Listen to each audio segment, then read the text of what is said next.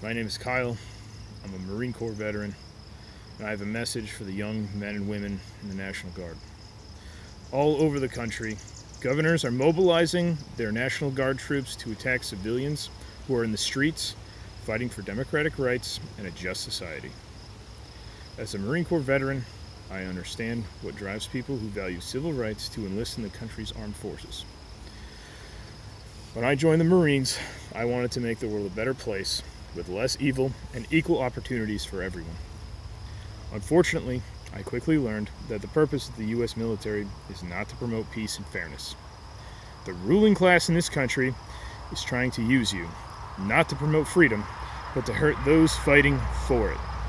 While police are shooting into protests and killing demonstrators in Detroit and Louisville, the National Guard wants your guns pointed at those who are demanding justice. History is rife with examples of the National Guard being used to break up important protests. Just think about the 40,000 deployed in Watts in 1965 and the shootings at Kent State. Between just those two incidents, almost 40 people were killed. The last time the National Guard was mobilized in Minneapolis, 3 innocent people were killed.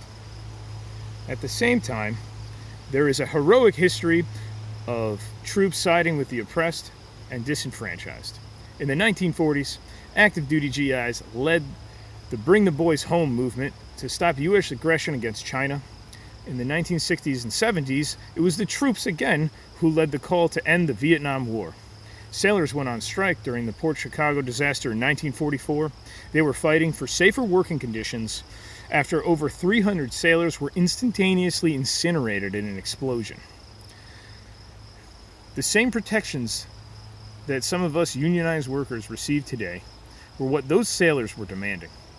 It is a tradition for troops to stand up to their officers and do the right thing, just like it is a tradition for workers to stand up to their abusive bosses. Do not fire on civilians. Do not fight people demanding justice. There is a very large veteran community that will support you. There is no reason to trust an officer who tells you to fire on people from your own community. How will you sleep at night after slaughtering your own neighbors in the streets?